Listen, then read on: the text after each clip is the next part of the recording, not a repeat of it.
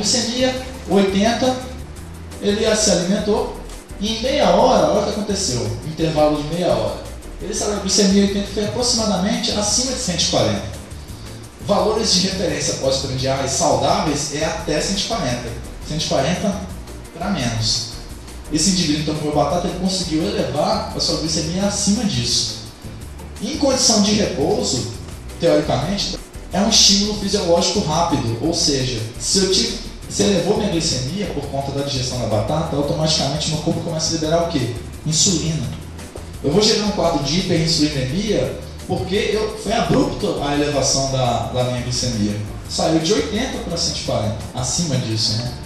O que acontece é que a insulina uma hora funciona, ou seja, o papel da insulina é tirar da corrente sanguínea e lançar para dentro dos tecidos e fornecer energia. Então na corrente sanguínea vai diminuir a glicemia. Consequentemente, depois eu gero uma hipoglicemia de rebote. E qual é o problema? Observa que ele iniciou com a glicemia de 80, certo?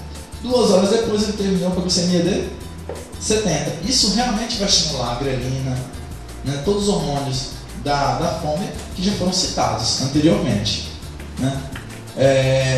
Agora veja o feijão comum. Qual é o interessante do feijão comum? O feijão comum em nenhum momento teve um pico, né? Ele para quase uma linha, né, glicêmica, vamos dizer assim. E mais interessante ainda, essa digestão não termina em 2 horas, ela se estende. A digestibilidade do feijão demora. Isso traz mais saciedade, porque se eu estou com o alimento dentro do meu estômago, ele não esvaziou ainda, eu não quero comer. É um mecanismo de saciedade, né? Olha o ciclo vicioso que acontece. Aqui na ponta, se eu estou em repouso, teoricamente eu tenho muito açúcar, muita glicose, muita insulina. O que eu faço? Converto isso em triglicéridos. Então, pós-prandialmente, vou fazer o quê? Elevação dos triglicéridos. E depois eu gero fome. Então a pessoa nunca está saciada, né? Isso é um ciclo que eu chamo de ciclo de fome e engorda. E a pessoa nunca está feliz. Ela está sempre querendo comer mais, né? E você pode observar isso claramente. Quando você vai, ao invés de você trazer algo saudável como lanche da tarde, você traz biscoito de polvilho ou algo assim, você come. Aí você toma, sei lá, alguém que seja refrigerante. Daqui a 2 horas você está gritando de fome. É esse mecanismo aqui, né? E o pior, ainda você ganhou uns quilinhos de gordura aí, umas gramas, uns gramas de gordura desse processo. Pode passar.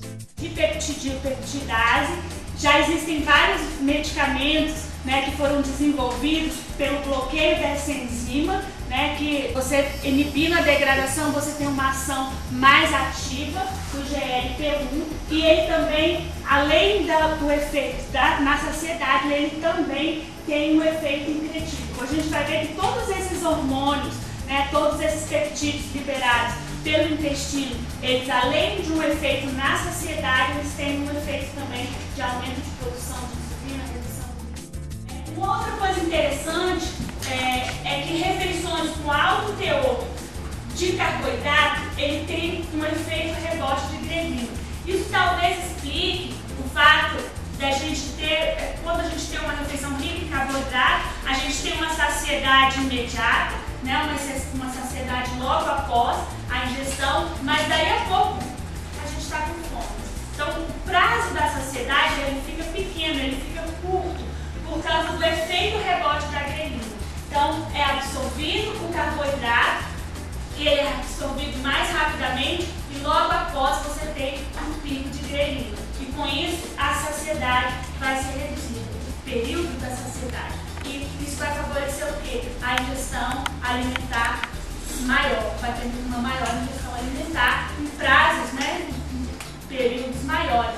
Aquela pessoa que vai ficar beliscando, realmente comendo sem parar. Por quê? Por causa da fome, que vai causar, pode ser decorrente da grelina. Não vamos pensar nas fibras solúveis e insolúveis, vamos pensar na fibra A, B e C, porque cada uma é cada uma. Agora também não vamos pensar só na fibra A, B e C, porque cada alimento tem fibra X, Y e Z junto.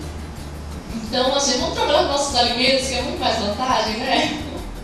Como eu falei, os alimentos eles têm vários tipos de fibras conjugadas, mas algumas elas são maioritárias. Então, assim, o alimento X é rico na fibra tal, tem outros tipos, mas prioritariamente ele tem mais a fibra do tipo tal. Então a gente não sabe se é uma causa do diabetes ou uma consequência do diabetes. Mas o que esses autores, o Gut vai mostrar é que o aumento da expressão da exocinase está sendo uma forma muito boa de tratar o diabetes. E isso é bem claro. O pessoal do treinamento aeróbico melhorou, mas só 0,3. Mas melhorou. Vou falar que foi ruim não. Melhorou. O melhor é sempre bom. Bom, HDL, que é o que a gente chama de bom colesterol. É bom.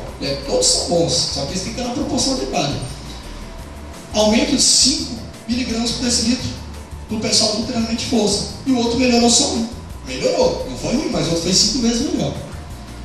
LDL colesterol, que é o que a gente chama de ruim. Não é ruim, mas ele não pode ficar alto. Caiu 14 mg por decilitro no treinamento de força. E diminuiu só 6 no treinamento aeróbico. E aqui a nossa querida diabetes, né?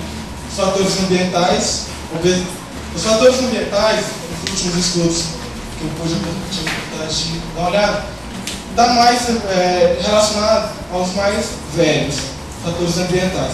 A genética, aos mais novos. Por que isso? Os fatores ambientais. Geralmente os nossos avós têm uma alimentação, muitos vieram da roça, aquela coisa toda, alimentação baixa em toxinas, sem agrotóxicos, sem plásticos, sem micro-ondas. E hoje, a nossa geração tem uma alimentação de micro-ondas, uma alimentação cheia de plástico, uma alimentação cheia, não chamo de alimento, que de gênero alimentício. Por exemplo, um miojo, ele não é alimento, é um gênero alimentício. O segundo problema, o pior de todos, eu acho que é quando o próprio profissional não consegue passar para o paciente o que ele está querendo dizer. Você não precisa falar a palavra bonita, né? Veiculação das pontes cruzadas com esse conjuntivo. Preciso falar isso? Ele vai entender? Não, então tem que eu falar o seguinte: ó, o excesso de glicose, o excesso de açúcar, está se depositando nas suas articulações, por isso que você não está com flexibilidade. Não fica mais fácil? Tá. Eu não consigo transmitir nenhum conteúdo para o meu profissional, para o paciente. Como é que vai ter essa interação para o tratamento? Na condição de síndrome metabólica, conscientizar o paciente sobre os cuidados, ensinar a importância da alimentação na síndrome metabólica, explicar quais os riscos e complicações se ele não se cuidar, né? No caso, o jeito, eu já falei isso, né? O jeito que você coloca o problema para o diabético, amedrontar, às vezes é pior do que você explicar. É diferente amedrontar que explicar. Não é? Às vezes você mata, já falei, você mata o paciente no diagnóstico médico. Olha assim com aquela cara, a família já fica tremenda. Falei, nossa, 3 meses de vida. Aí sim que ele vai comer chocolate, meu Deus, ele tem 3 meses, vamos aproveitar a vida. Ela falou uma coisa interessante. Teve uma das respostas que eu puxei ali, né? Que falou assim, e falar das complicações, do que pode ter de ruim, né? Mas se parar para pensar nisso, você gasta numa consulta, você tem um tempo limite, falando de ruim. Aí você tem que falar, não, você tem que falar o que tem de bom, o que eu posso promover com a alimentação saudável. Né?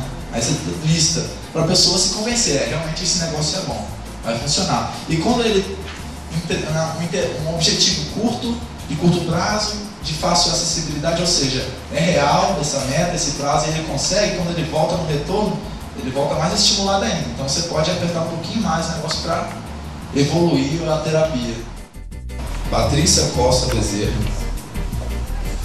Parabéns. De nada.